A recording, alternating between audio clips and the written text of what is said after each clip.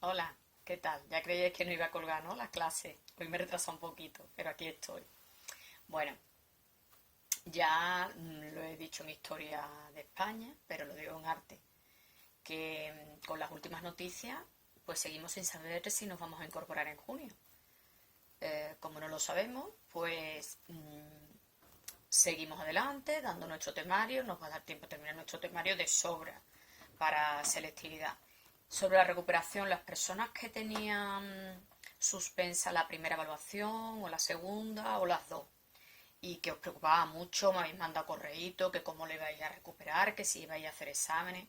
Bueno, si volvemos en junio, claro que hacéis examen de recuperación. Es decir, que yo que vosotros estudiaría lo que me haya quedado. Eh, Imaginaros que no volvemos en junio. Bueno, que podría ser también. Yo ando tan despistada como vosotros, porque eso no se ha dicho nada de cuándo volvemos. Bueno, pues entonces yo con las evaluaciones que tenéis hago la media, veo si sale aprobado y si no sale aprobado pues haré un examen no online, ¿eh? Yo los exámenes online no creo, pero los exámenes online os copiáis.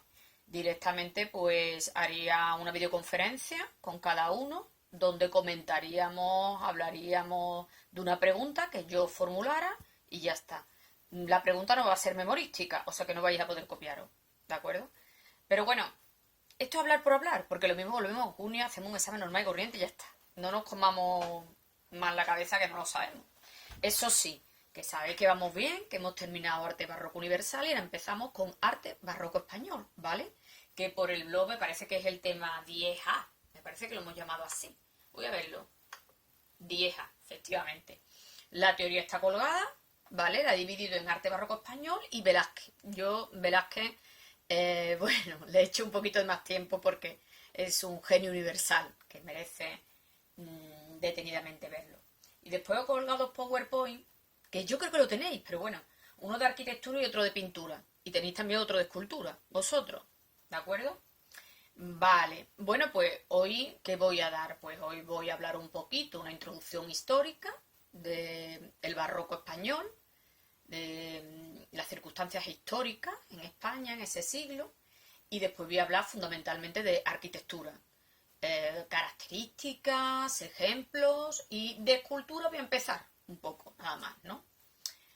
Bueno, siglo XVII en España, pues bueno, contrasta muchísimo con el siglo XVI. Si en el siglo XVI fuimos una potencia mundial por los territorios que poseíamos, por la afluencia de oro y plata que llegaba de las Indias, pues en el siglo XVII nos sumimos en una crisis absoluta, una crisis en todos los sentidos, una crisis política, porque nuestros monarcas de la dinastía Austria pues delegaron muchas funciones en los validos, eran digamos monarcas débiles, por así decirlo. Económicamente también nos hundimos, un empobrecimiento absoluto.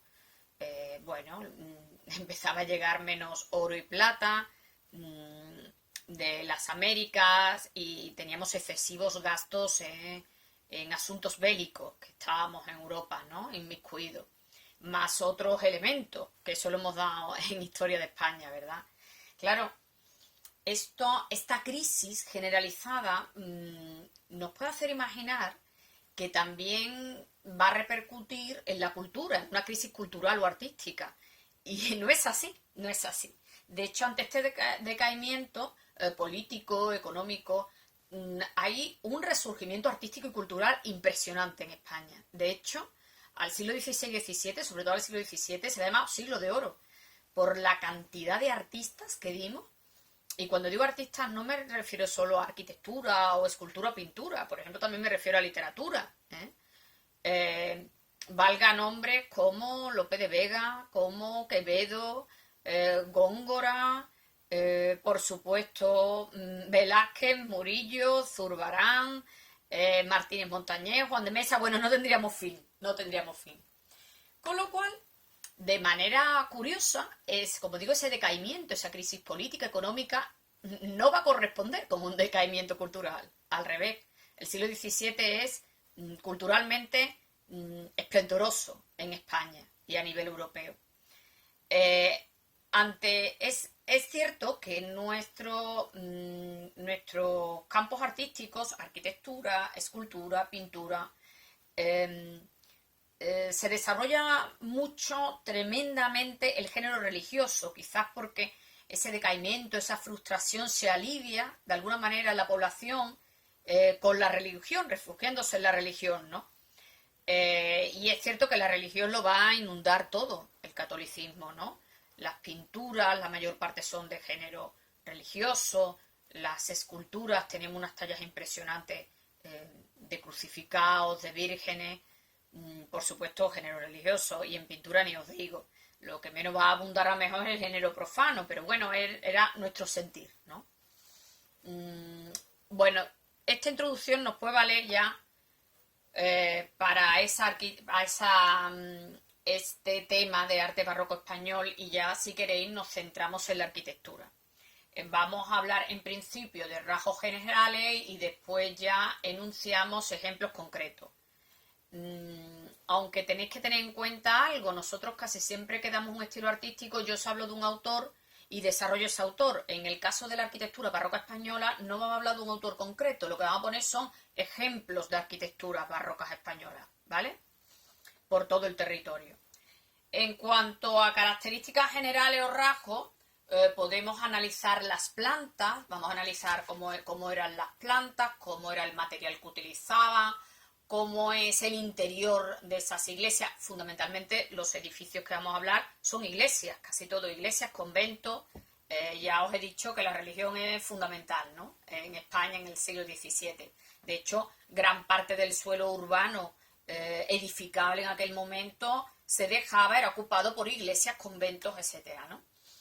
En cuanto a la planta, tenemos que olvidarnos un poco de las típicas plantas barrocas italianas, que sentaron precedente e influyeron en toda Europa.